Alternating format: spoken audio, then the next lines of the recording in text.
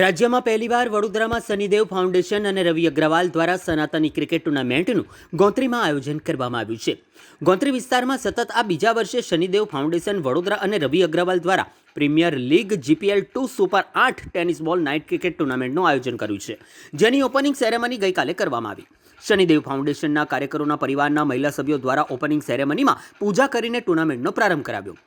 ગોત્રીમાં આવેલ કલાનગરી ક્રિકેટ મેદાનમાં Gotri premier league 2ની વિધિવત રીતે શરૂઆત થઈ. 1 ડિસેમ્બરથી 12 ડિસેમ્બર સુધી આ નાઇટ ક્રિકેટ ટુર્નામેન્ટ યોજાશે.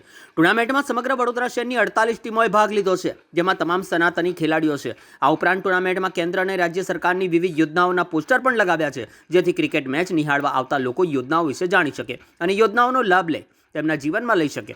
ટુર્નામેન્ટમાં વિજેતા ટીમને 31,000 ઇનામ અને ટ્રોફી, રનર્સઅપ ટીમને 11,000 રૂપિયા ઇનામ અને ટ્રોફી તેમજ man of the series, best batsman, best bowler, man of the મેચની ટ્રોફી પણ આપવામાં આવશે.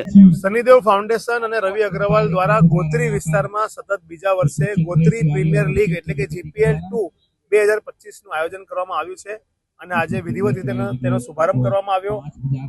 વાત કરવામાં આવે તો પહેલી જે મેચ છે વીકેન્ડ 11 અને ડાયનામાઇટ 11 તેમની અત્યારે ચાલી રહી છે અને ખૂબ ચોકડા અને છગડાની જે વરસાદો છે તે અહીંયા ગ્રાઉન્ડ પર થઈ રહી છે અને દર્શકોને ખૂબ મજા આવી રહી છે. ટુર્નામેન્ટની જો વાત કરીએ તો પહેલી વખત આખા વડોદરા શહેરમાં સનાતની ક્રિકેટ ટુર્નામેન્ટ છે.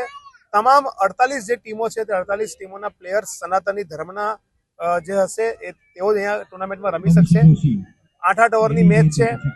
પ્રાઇઝ પણ તમે જોઈ શકો છો કે 31,000ના વિનર્સ અને રનર્સઅપને પણ પ્રાઇઝ રાખવામાં આવ્યા છે, ટ્રોફી રાખવામાં આવી છે. દરેક મેચમાં મેન ઓફ ધ મેચની ટ્રોફી આપવામાં આવશે અને ખૂબ સારી રીતના આ ટુર્નામેન્ટનું જે આયોજન, આ જે મહેનત છે અમારી આખી શનિદેવ ફાઉન્ડેશનની ટીમ અને ખાસ કરીને દિનેશભાઈ ફિટર અને અમારા જયભાઈ કાપડિયા અને તેની સાથે તમામ લોકોની આ મહેનત છે કે જેના કારણે આ ગ્રાઉન્ડ તૈયાર થઈ શક્યું છે.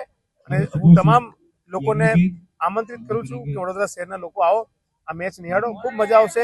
અને જે રેગ્યુલર મેચ થાય છે તે જ પ્રકારની આ ટેનિસ પર નાઇટ ક્રિકેટ ટુર્નામેન્ટ છે અને તમામ લોકો ચોક્કસથી આ ટુર્નામેન્ટમાં આવો અને આ મેચનો આનંદ નિહાળો.